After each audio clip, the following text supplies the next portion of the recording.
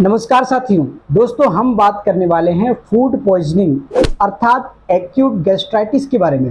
दोस्तों कई बार क्या होता है कि हम ऐसा खाना खा लेते हैं जिसकी वजह से हमारा पेट खराब हो जाता है, उल्टी और दस्त चालू हो जाती है। ऐसा कब होता है? जैसे कि हमने ज़्यादा मसालेदार खाना खा लिया या बाहर हम कहीं घूमने गए, खाने के लिए अच्छा भोजन नहीं मिला तो आपको मसालेदार खाना या आपको मार्केट का खाना कुछ खाना पड़ सकता है। नाश्ता वगैरह कुछ आपने ऐसा कर लिया, तेल वाला ज़्यादा चीज़ खा लिया तो आपका पेट खराब हो जाता है। या कई बार बासी खाना खाने से अधिकतर ये मामले देखे गए हैं, क्योंकि बासी खाने में क्या होता है, ये गंदगी होती है जो हमें अपनी छोटी आंखों से नहीं दिखती, वो जब हमारे पेट में जाती है तो सड़न उत्पन्न कर देती है। इसके बाद जो है फूड पॉइजनिंग हो जाता है, अर्थात खाने से जो है आपके शरीर में इन्फेक्शन हो जाता है, आपके पेट में इन्फेक्शन हो जाता है। तो इसके लक्षण क्या है दोस्तों? जब भी आपको फूड पॉइजनिंग होगी, अचानक से उल्टी आपको हो सकती है, अचानक से पेट दर्द आपको हो सकता है, आपको जो है पतली लेटरिंग होने लगेगी, पतले संडास होने लगेंगे, उल्टी 4-5 बार हो सकती है, पतली लेटरिंग भी 4-5 बार हो सकती है। और इसकी वजह से बहुत ज़्यादा कमजोरी आपके शरीर में आ जाएगी, क्योंकि लेटरिंग और उल्टी के द्वारा आपके शरीर का जो पानी है वो बाहर निकल जाएगा और आपको बहुत ही ज़्यादा वीकनेस लगेगी। ऐसे कंडीशन में क्या इलाज किया जाएगा? मेरा यह वीडियो डॉक्टरों के लिए ही है। सबसे पहले आप देखिए, आपके पेशेंट को अगर उल्टी हो रही है तो आपको उल्टी रोकना जरूरी है, क्योंकि उल्टी नहीं रुकेगी तो जो दवाई आप दोगे वो भी पेट में नहीं रुकेगी। उल्टी रोकने के लिए आप इंजेक्शन में आपको इंजेक्शन वोमिकाइंड लगाना है।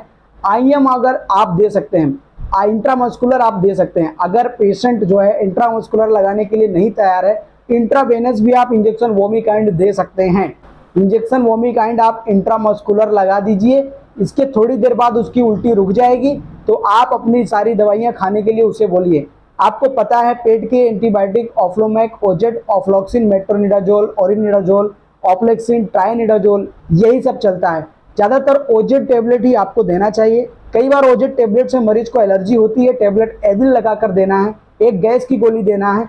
दस्त के लिए आप एंट्रोक्विनॉल दे सकते हैं, और भी ज़्यादा दस्त हो रहा है उसको तो आप जो है लोपेरामाइड जरूरत पड़ने पर उसको खाने के लिए बोलिए, क्योंकि लोपेरामाइड से कभी कभी क्या होता है कि आपका जो पेट होता है वो जाम हो जाता है, लेटरिन जाम हो जाती है और पेट अचानक से बंद हो जाता है। इसलिए लोपेरामाइड का उपयोग जो है बहुत कम आपको करना है।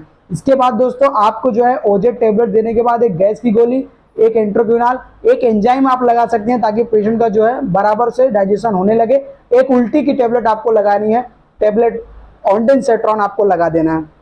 इसको लगाने के बाद अगर ये भी दवा मरीज को नहीं पच रही है और उल्टी के द्वारा बाहर निकल जा रहा है, तब आपको आईवी ट्रीटमेंट देना होगा, इंट्रावेनस ट्रीटमेंट देना होगा। आपको पेशेंट को वेनफ्लाम यानी वीगो यानी इंट्राकैथ लगा करके अपना प्रोसीजर स्टार्ट करना है। आईवी से क्या क्या ट्रीटमेंट देंगे? आईवी मेट्रोजिल आपको 100 ml स्टेट चढ़ा देना है जरूरत पड़ने पर, या दिन में एक बार आपको 100 ml चढ़ाना है, या 50 ml आधा आधा करके दिन में 2 बार भी आप चढ़ा सकते हैं बीडी। इसके बाद आपको इंजेक्शन मोनोसेफेजबी, सेफ्ट्रेक्सोन, सल्बेक्टम सुबह शाम 12 घंटे में देना है।